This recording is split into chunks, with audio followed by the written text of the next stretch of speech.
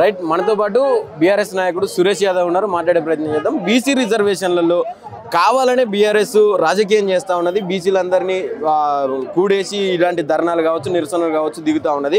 నిజంగా బీసీల పట్ల చిత్తశుద్ధి ఉంటే బీఆర్ఎస్ ఏం చేసింది గతంలో అని చెప్పి మాట్లాడతాం. రాజకీయం చేసేదే కాంగ్రెస్ పార్టీ. బీసీల మీద ప్రేమ ఉన్నట్టు నటించడం తప్పితే మీరు చేయదలుచుకుంటే చట్టం చేయమంటున్నాం. మీరు జీవో ఇచ్చి ఆర్డినెన్స్ ఇవ్వడం, మాకు ఆర్డినెన్స్ అవసరం లేదు. నువ్వు అన్నట్టు కామారెడ్డి డిక్లరేషన్ ప్రకారం 42% ఇస్తా అన్నప్పుడు నువ్వు చట్టం చేయమంటే ఈ శాతగారి మాట్లాడినందుకు మేము ఏమడుగుతున్నావు? ఈ రాష్ట్రంలో ఉన్న యాదవులు అత్యధిక 2 యాదవ జనాభా ఉన్న యాదవులకి మంత్రివర్గంలో విషయంలో చోట్లేదు. నువ్వు ఇచ్చిన 50 కార్పొరేషన్లో దాంట్లో ఇద్దరు యాదవులకు ఇచ్చినావు. మేము ఏమడుగుతుంటే మీకెంత మాకెంత అన్నప్పుడు చట్టం చేస్తావా? ఏం నువ్వు ఆర్డినెన్స్ మాకు అవసరం లేదు, నీ జీవోలు మాకు అవసరం లేదు. 18 నెలల కాలంలో ఇదే జీవో అప్పుడు చేయొచ్చు కదా, ఇదే ఆర్డినెన్స్ అప్పుడు చేయొచ్చు కదా. రాజకీయం ఏది చేసినా కూర్చుంటే రాజకీయం, నిల్చుంటే రాజకీయం, ఉచ్చబోసే రాజకీయం తప్పితే ఈ అనుమతి రేవంత్ రెడ్డికి ఏం లేదు. మేము ఏమడుగుతున్నాం అంటే చట్టం చేయమంటున్నాం. మేము బీసీల కోసం వీళ్ళ లెక్క వీళ్ళ రాజకీయం టైప్లోనే మేము బీసీల కోసం వాడుకొని వదిలే.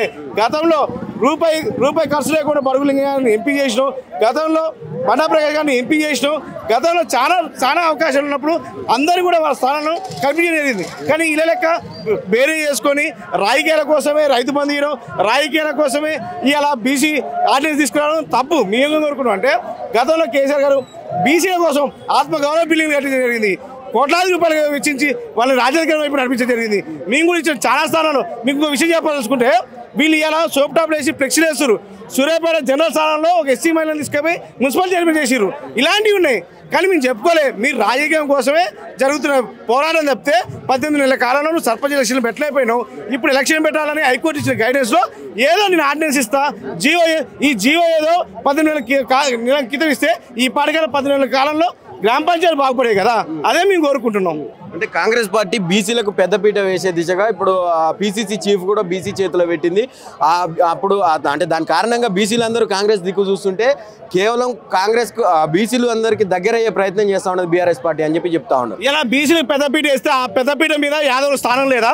యాదవుల మంత్రి పదవులు అవసరం లేదా? అంత పెద్దపీట మీద మా యాదవులు కూర్చోవద్దా? మీరే కూర్చోవాలా? అనుమల రేవంత్ రెడ్డి ఎంతమంది కూర్చుంటారు దాని మీద? ఆ పెద్దపీటలో మా యాదవులు లేరా? మా యాదవులకు అవకాశం లేదా? ఎందుకు మరి? పెద్దపీట లేదు, చిన్నపీట లేదు.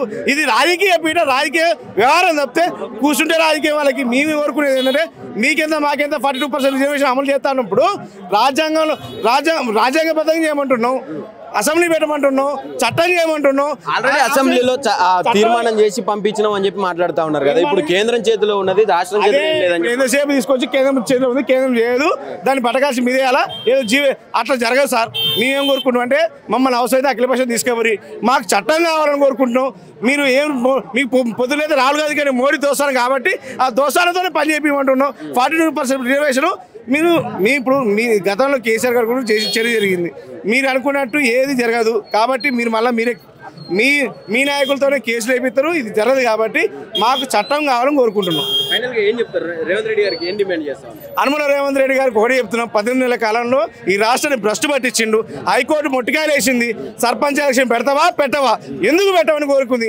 కాబట్టి ఇదంతా నాటకం చేసి ఏదో ఆర్డినెన్స్ ఈ ఆర్డినెన్స్ 18 నెలల కాలం ముందు తీసుకొస్తే ఇలా పల్లెలు బాగుపడేవి, పల్లెలు మురికి కూపం అయిపోయినాయి. కాబట్టి మీ ఆర్డినెన్స్ వద్దు, మీ జీవోలు వద్దు, మాకు చట్టం కావాలా? ఢిల్లీ పోదామా, గల్లీ పోదామా, మీరు రావడానికి బీసీలు రెడీగా ఉన్నాం. నువ్వేం ఖర్చు పెట్టుకోవాల్సిన అవసరం లేదు. ఇప్పుడు పాసం పడినా ఢిల్లీ రోడ్డు మీద మనమన్నా పడతాం, మోడీ కింది ముందు మనమన్నా పడతాం. కానీ నువ్వు ఈ నాటకాలు ఆడిపి జనాన్ని మభ్య పెట్టాల్సిన అవసరం లేదు. 9,000 కోట్లు 9 రోజులు ఇచ్చని చెప్పుకున్న ఈ రాష్ట్ర ముఖ్యమంత్రి 18 నెలల కాలంలో ఒక యాదవ్ మంత్రి నింపలేకపోయిండు. కాబట్టి మాకు యాదవ్ మంత్రి పదవులు కావాలా, మాకు ఆత్మగౌరవంతో నింపిన కేసీఆర్ లాంటి పరిపాలన కావాలని కోరుకున్నా. కానీ ఇట్లా యాదవ్ను ఇట్లా బీసీలు ఉంచే పరిపాలన మాకు వద్దు. ఏం చెప్తారన్న? చట్టబద్ధత కల్పించాలని చెప్పి కొంతమంది బీసీలు అంటా ఉన్నారు, కానీ ఆర్డినెన్స్ను కూడా కొంతమంది బీసీలు స్వాగతిస్తూ ఉన్నారు. అసలు ఏం జరగబోతా ఉన్నది తెలంగాణ రాష్ట్ర రాజకీయాలు? ఇప్పుడు మేము ముఖ్యంగా తెలియజేసేది ఏంటంటే రానున్న స్థానిక సంస్థల ఎలక్షన్స్లలో ఇది చట్టబద్ధతనే కాదు, అలాగే మన అసెంబ్లీలో కూడా బిల్లు పెట్టి పాస్ అయ్యి రిజర్వేషన్లు ఇస్తేనే మనకు రేపు ఎలక్షన్స్లో కానీ మన బీసీలకు తగు న్యాయం జరుగుతుంది. ఎందుకంటే ఈ ఆర్డినెన్స్ తీసుకొచ్చినంత మాత్రాన అది రేపు కొందరు కోర్టు కేసులు వేసినా కానీ పైన కానీ అది ఎంతవరకు ఆమోదం అవుతుందో తెలియదు. కొద్దిగా బీసీలను ఏదో మభ్యపరిచి ఏదో రిజర్వేషన్ ఇచ్చినట్టే జరుగుతుంది. కానీ మేము మన తెలంగాణ బీసీ సంక్షేమ సంఘం తరపు నుంచి మనం కోరుకునేది ఒకటే, దీనికి చట్టబద్ధత చేసి రిజర్వేషన్లు అసెంబ్లీలో బిల్ పాస్ కావాలని మనం కోరడం జరుగుతుంది. ఈరోజు కూడా మేము ఎల్బీనగర్ నియోజకవర్గం నుంచి పెద్ద ఎత్తున మన స్థానిక శాసన బీసీల తరఫున మేము ఢిల్లీకి పోయి కూడా కొట్లాడినామని చెప్తా ఉన్నారు కదా, మరి దానికి ఏం చెప్తారు? ఇప్పుడు గతంలో ఎన్నో రాజకీయ పార్టీలు ఢిల్లీలో బీసీల కోసం ధర్నాలు చేయడం జరిగింది. అవి ఎన్ని చేసినా కానీ ఈ స్థానిక రిజర్వేషన్ వచ్చేసాక అమలు అవ్వట్లేదు. ఈసారైనా ఖచ్చితంగా బీసీలకు తగు న్యాయం చేసి 42% రిజర్వేషన్ కావాలని దానికి బీఆర్ఎస్ పార్టీ ఖచ్చితంగా దీన్ని మద్దతు తెలపడం జరుగుతుంది. ఈరోజు కూడా మేము ఎల్బీనగర్ నియోజకవర్గం నుంచి స్థానిక శాసనసభ్యులు దేవిరెడ్డి సుధీర్ రెడ్డి అన్న గారి ఆదేశాల మేరకు పెద్ద ఎత్తున మా బీసీ సంఘాలన్నీ ఇందిరా పార్క్కి రావడం జరిగింది. దీన్ని విజయవంతం చేసి మేము బీసీలకు తగ న్యాయం చేయాల్సిందిగా బీఆర్ఎస్ పార్టీ నుంచి రేవంత్ రెడ్డి గారికి ఏం చెప్పాలి? మేము ఒకటే, బీసీలకు ఈ ఆర్డినెన్స్ కాకుండా 42% చట్టబద్ధత బిల్ అసెంబ్లీలో బిల్ పాస్ కావాలని మా మేజర్ డిమాండ్. అదే తెలియజేస్తాను. జై తెలంగాణ, జై బీసీ.